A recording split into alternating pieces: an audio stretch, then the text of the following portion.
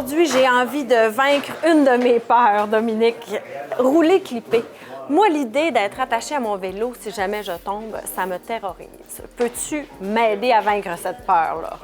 Oui, écoute, Sophie, on va démystifier un petit peu ça, l'histoire de clipper. Tu sais, il y a une théorie dans le milieu du vélo qui court que tu tombes 2 fois avant d'être capable de prendre la twist, si on peut dire. OK. Je te dirais que maintenant, c'est plus vrai. Les pédales se sont vraiment, je te dirais, améliorées. C'est beaucoup plus convivial que ça l'était au départ. Et puis, tu as vraiment là, un réel avantage à pédaler clippé. C'est quoi? Bien, écoute, c'est que quand tu n'es pas clippé, on peut le voir ici. Oui. Tu sais, on a 2 vélos. On a un vélo qui a des pédales plates traditionnelles.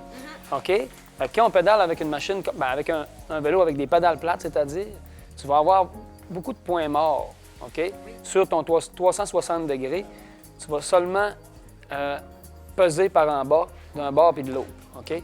Fait que ça fait ça fait comme ça. Donc, c'est beaucoup moins efficace qu'un vélo avec des pédales à clip où, oui, effectivement, tu es pris après ton pédalier.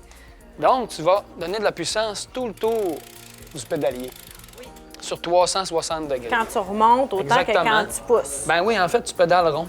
Fait que tout le tour de ton cercle, tu vas donner une puissance à ton pédalier. Donc, la motricité, le transfert de puissance passe beaucoup plus. On peut parler de 30 plus efficace qu'avec des pédales plates.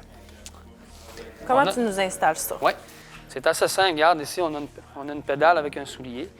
Les pédales à clip ont beaucoup plus d'appui.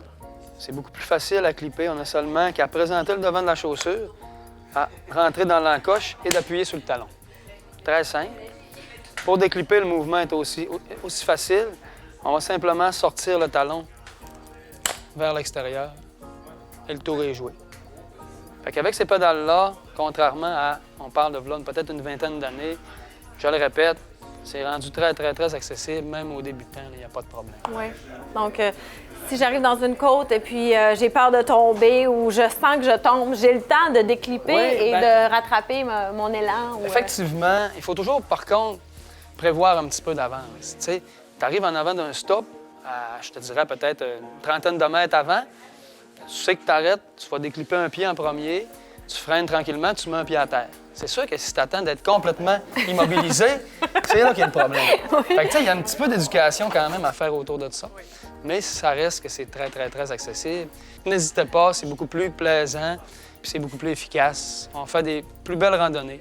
Je vais l'essayer, Dominique. Tu m'as convaincue. C'est sûr que tu vas adopter. OK. Merci. Un plaisir. Cette chronique vous a été présentée par la boutique VO2. VO2, entraîné pour mieux conseiller.